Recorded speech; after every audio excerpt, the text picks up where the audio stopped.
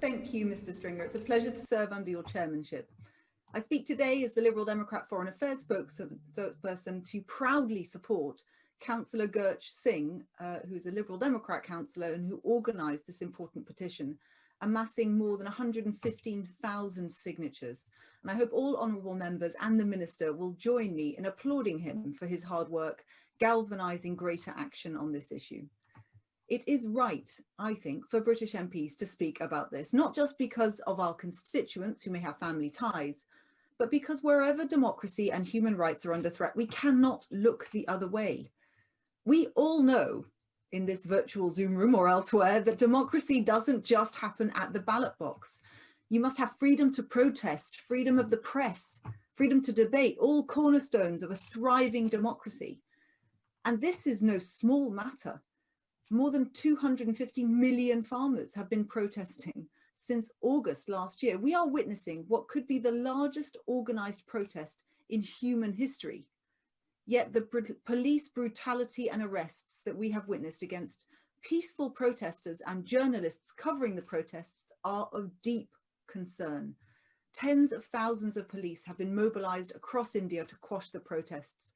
Barricades and roadblocks have been set up to block protesters, and more than 248 farmers have died just outside New Delhi at camps. Some have died of health issues and others from suicide.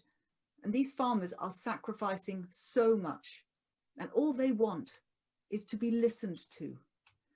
My Liberal Democrat colleagues and I have written to the Foreign Secretary, calling on him to work together with India to ensure that democratic values are upheld and fundamental freedoms such as the freedom of expression and freedom of assembly and association are respected. And I'm afraid to say so far his response has been woeful. Of course, we welcome close relations between the UK and India, but this must be based on a mutual commitment to human rights, freedom of religious belief, the rule of law and democracy. The UK must work to ensure these principles are consistently upheld. So can the Minister please update us on what steps the department has taken since the Foreign Secretary met his counterpart in India 12 weeks ago, including at the Human Rights Council?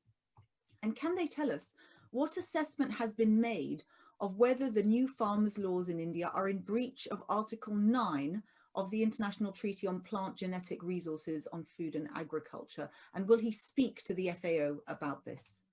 The UK has a prominent position on the world stage and in UN institutions. We need to take this responsibility seriously, and I urge this government to act without delay. Thank you.